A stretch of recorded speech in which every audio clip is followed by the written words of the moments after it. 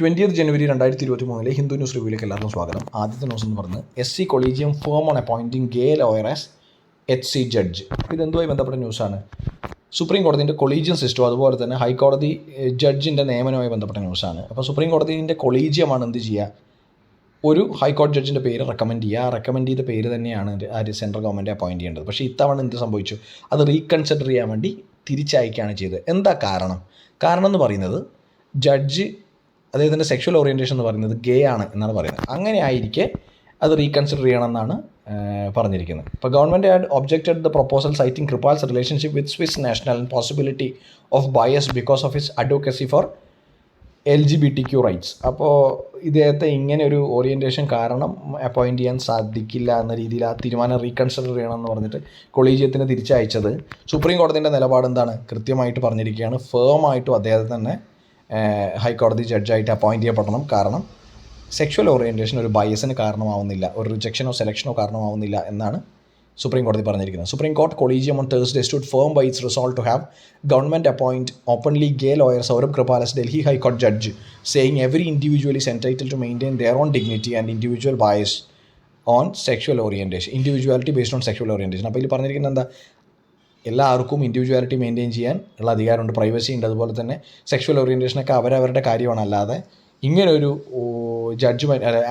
ജഡ്ജിനെ appoint ചെയ്യുന്ന കാര്യത്തിൽ യാതൊരു തരത്തിലും അത് ഒരു ഒബ്സ്ട്രക്ഷൻ ആവുന്നില്ല എന്ന് പറയുന്നു. The collegium referred to letters from research and analysis wing forward by the government frowning upon mister Kirpal's partner being Swiss national that they have an intimate relationship and the lawyer is open about his sexual orientation. അപ്പോൾ ഇതിൽ പറഞ്ഞിരിക്കുന്നത് research and analysis wing കൊടുത്ത പേപ്പറുകൾ പറഞ്ഞിരിക്കുന്നത് ഇദ്ദേഹത്തിന് ഒരു Swiss നാഷണലുമായിട്ട് ബന്ധമുണ്ടെന്നും അതൊരു ഇൻറ്റിമേറ്റ് ബന്ധമാണെന്നും പുള്ളി ഗേ ആണെന്നും അതുകൊണ്ട് തന്നെ ഈ സെക്ഷൽ ഓറിയൻറ്റേഷനുള്ള ആൾക്കാർക്ക് ഈ പറയുന്ന ജഡ്ജ് എന്ന ഹൈക്കോടതി പോസ്റ്റ് നിയമിക്കുന്നതിൽ നിന്ന് റീകൺസിഡർ ചെയ്യണമെന്നാണ് സുപ്രീം കോടതി പറഞ്ഞിരിക്കുന്നത്. സുപ്രീം കോടതി വളരെ ഫേമായിട്ട് പറഞ്ഞിട്ടുണ്ട് അതൊരു ക്രൈറ്റീരിയ അല്ല, നിർബന്ധമായി ഇദ്ദേഹത്തെ തന്നെ HC ജഡ്ജായിട്ട് അപ്പോയിൻറ്റ് ചെയ്യണം.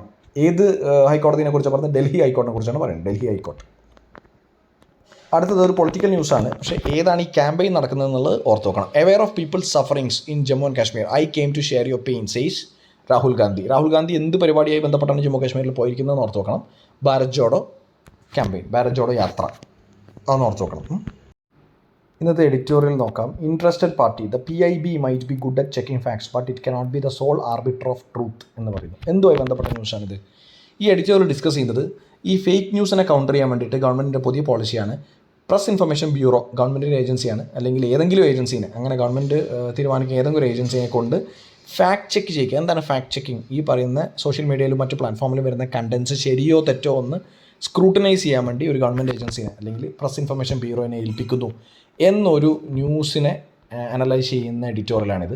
A proposal by the ministry of electronics and information technology that seeks to force social media platforms to take down content fact checked by the government's press information bureau as false needs to be opposed without even a second look. അപ്പോൾ എന്താണിത്? ഇപ്പോൾ actually ഇതിൽ പറഞ്ഞിരിക്കുന്നത് എല്ലാ അങ്ങനെയുള്ള കണ്ടൻസും press information bureau ആയിട്ട് check ചെയ്തിട്ട് ഫാക്ട്സ് ശരിയാണോ തെറ്റാണോ എന്നുള്ളത് നോക്കാനാണ്. ബേസിക്കലി ഉദ്ദേശം എന്ന് പറയുന്നത് ഈ പറയുന്ന ഫോൾസ് ന്യൂസ് അല്ലെങ്കിൽ ഫേക്ക് ന്യൂസ് പ്രിവെൻറ്റ് ചെയ്യലാണ്. പക്ഷേ ഇത് പ്രോബ്ലമാറ്റിക്കാണ്.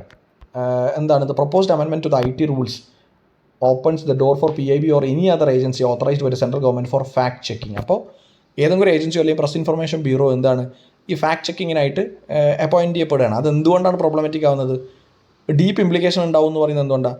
ഇത് ഫ്രീഡം ഓഫ് സ്പീച്ചിനെ ഇൻഫർമേഷനെ ബാധിക്കും എന്നുള്ളത് കൊണ്ടാണ്. കാരണം പ്രസ് ഫ്രീഡം അല്ലെങ്കിൽ പ്രസ് ഇൻഫർമേഷനൊക്കെ ഈ പറഞ്ഞ എപ്പോഴും ഗവൺമെൻറ്റിൻ്റെ ഏജൻസി ചെക്ക് ചെയ്യുന്ന സമയത്ത് അവർക്കെതിരെയുള്ള ന്യൂസ് പബ്ലിഷ് ചെയ്യാൻ അവർ സമ്മതിക്കും എന്നുള്ളൊരു ഇമ്പോർട്ടൻ്റ് ആയിട്ടുള്ള ചോദ്യമാണ്. ഈ ഫെയർ എമൗണ്ട് ഓഫ് ക്രിറ്റിസിസം എന്ന് പറയുന്നത് ഡെമോക്രസീൻ്റെ ഒരു ഇമ്പോർട്ടൻ്റ് ആയിട്ടുള്ള കാര്യമാണ്. പ്രസ്സിൻ്റെ ഫ്രീഡം എന്ന് പറയുന്നത് അത് തന്നെയാണ്. അതുകൊണ്ട് തന്നെ അങ്ങനെയുള്ള കാര്യങ്ങൾക്ക് ഒരു ഡീപ്പ് ഇംപ്ലിക്കേഷൻ ഉണ്ടാവും എന്ന് പറയുന്നത്. At the most basic level, the question to be asked is how a wing of nodal agency of the Government of India, whose job is to disseminate information to the print and electronic media on government policies, programs, initiatives and achievements, could be deciding authority on what is factual and what is not. അപ്പോൾ press information bureau എന്ന് പറയുന്ന ഒരു central ഏജൻസിയാണ്. എന്താണ് ചെയ്യുന്നത്? അവർ എന്താണോ ഗവൺമെൻറ്റിൻ്റെ policy അല്ലെങ്കിൽ ഇനീഷ്യേറ്റീവ്സ് മെഷേഴ്സ് അത് പറയാൻ വേണ്ടിയിട്ട് ആ ഇൻഫർമേഷൻ കൊടുക്കാൻ വേണ്ടി ഡെസിമിനേറ്റ് ചെയ്യാൻ വേണ്ടിയിട്ടുള്ള ഓർഗനൈസേഷനാണ്. അല്ലാതെ അവരെങ്ങനെ മറ്റ് ഓർഗനൈസേഷൻസിനെ ശരിയാണോ തെറ്റാണോ അവർ പബ്ലിഷ് ചെയ്യുന്നത് കൺഫേം ചെയ്യും, ഫാക്ച്വലി ചെക്ക് ചെയ്യും എന്നതാണ് ഒരു ബേസിക് ആയിട്ടുള്ള ചോദ്യം. ഇത് ഇംപ്ലിമെൻറ്റ് ചെയ്ത് കഴിഞ്ഞാൽ എന്ത് പറ്റും? Government can play the super censor at will. ഗവൺമെൻറ്റിന് എന്ത് ചെയ്യും? ഒരു ഗവൺമെൻറ് ഏജൻസി വഴി എന്ത് ചെയ്യാൻ പറ്റും? പത്രത്തിൽ വരുന്ന ഈ ക്രിറ്റിസിസവും മറ്റു കാര്യങ്ങളൊക്കെ സൂപ്പറായിട്ട് കൺട്രോൾ ചെയ്യാൻ പറ്റും എന്നാണ് പറഞ്ഞത്. It can be a super censor at will. While this proposal signals a new low in administration's thinking on matters of regulating news and information, things were not rosy prior to this either. The government in recent years have given enough indication that it wants to control the news sphere. അപ്പോൾ നമുക്ക് ഉറപ്പാണ്, അതായത് ഗവൺമെൻറ്റിന് പണ്ടേ indications government തന്നുകൊണ്ടിരിക്കുകയാണ് ഈ ന്യൂസും മറ്റ് പ്രസ്സും അതുമായി റിലേറ്റഡ് ആയിട്ടുള്ള ഫ്രീഡം കർബ് ചെയ്യാൻ വേണ്ടിയിട്ട് അല്ലെങ്കിൽ കൺട്രോൾ ചെയ്യാൻ വേണ്ടിയിട്ട് ഗവൺമെൻറ് പണ്ടേ ഇൻഡിക്കേറ്റ് ചെയ്യുന്നുണ്ട്. ഇതിൽ പറയുന്നത് ഇംപ്ലിമെൻറ്റ് ചെയ്ത് കഴിഞ്ഞാൽ with this the government will have a tool with which to easily throttle voices opposing it. Indeed it will be the sole arbiter of truth. അപ്പോൾ ആരാണോ കൃത്യമായിട്ട് കാര്യം പറയുന്നത് ഗവൺമെൻറ് മാത്രമാണെന്നുള്ള പോലെ ആവും. എപ്പോഴും ഒരു ഫെയർ ക്രിറ്റിസിസം ആവശ്യമല്ലേ. അപ്പോൾ ഇപ്പോൾ ഈ പറയുന്ന പോലെ ഗവൺമെൻറ്റിൻ്റെ കയ്യിലൊരു ടൂൾ ഉണ്ടാവുകയാണ്. ഇപ്പോൾ പ്രസ് ഇൻഫർമേഷൻ ബ്യൂറോ പറയുകയാണ് ഇത് തെറ്റാണ് അല്ലെങ്കിൽ ഇത് ശരിയല്ല, അല്ലെങ്കിൽ ക്രിറ്റിസൈസ് ചെയ്യുന്ന ഒരാളുടെ കണ്ടൻറ്റ് ടേക്ക് ഡൗൺ ചെയ്യാണ്, അത് പബ്ലിഷ് ചെയ്യാൻ സമ്മതിക്കുന്നില്ല. അതെന്താണ് ശരിക്കും ചെയ്യുന്നത്?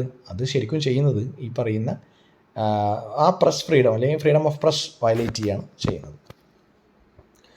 Determination of fake news cannot be in the sole hands of the government and will result in the censorship of press. അപ്പോൾ ബേസിക്കലി പറഞ്ഞാൽ ഫേക്ക് ന്യൂസ് ഡിറ്റക്ട് ചെയ്യാന്ന് പറഞ്ഞിട്ട് ഗവൺമെൻറ്റിൻ്റെ കയ്യിലൊരു ഏജൻസി ഉണ്ടെങ്കിൽ അവർ ചെയ്യുന്നത് എന്തായിരിക്കും? പ്രസ്സിൻ്റെ ഫ്രീഡം തല്ലി തകർക്കലാണ്. Fake news has to be dealt with in appropriate manner but the proposal in question will only make the task harder. അപ്പോൾ ഫേക്ക് ന്യൂസ് കൗണ്ടർ ചെയ്യുക എന്ന് പറയുന്നത് ഓരോരാളുടെ ആവശ്യമാണ്, ഓരോ ഏജൻസിൻ്റെയും ഗവൺമെൻറ്റിൻ്റെയൊക്കെ ആവശ്യമാണ്. കാരണം ഫേക്ക് ആയിട്ടുള്ള ന്യൂസ് സ്പ്രെഡ് ചെയ്യാൻ പാടില്ല. അതുണ്ടാക്കുന്ന ഇമ്പാക്റ്റ് ഭയങ്കര. കാരണം റയറ്റ്സും എന്താ പറഞ്ഞ ഈ പറഞ്ഞ റിവോൾട്ടും വിപ്ലവമൊക്കെ ഉണ്ടാവാൻ സാധ്യതയുണ്ട്, കാരണം ഫേക്ക് ന്യൂസ് സ്പ്രെഡ് ചെയ്ത് കഴിഞ്ഞാൽ. പക്ഷേ അതിന് അപ്രോപ്രിയേറ്റ് ആയിട്ടുള്ള മെഷേഴ്സാണ് സ്വീകരിക്കേണ്ടതെന്ന് എഡിറ്റോറിയൽ പറയും.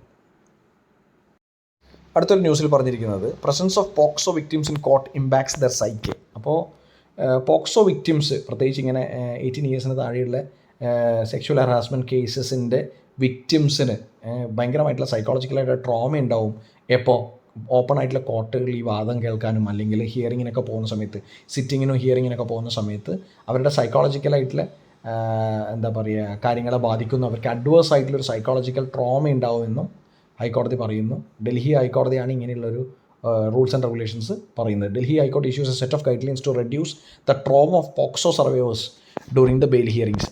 ജാമ്യാപേക്ഷയും മറ്റ് കാര്യങ്ങളൊക്കെ ഈ പറഞ്ഞ എന്ത് തരം ലീഗൽ പ്രൊസീഡിങ്സ് ആണെങ്കിലും ആ പ്രൊസീഡിങ്സിനൊക്കെ കോടതിയിലേക്ക് വരേണ്ടി വരുന്ന സമയത്ത് അവരെ ആ പബ്ലിക്കിനെ ഫേസ് ചെയ്യുന്ന സമയത്ത് അവർക്കുണ്ടാകുന്ന ട്രോമ കുറക്കണമെന്ന് ഡൽഹി ഹൈക്കോടതി പറയുന്നു.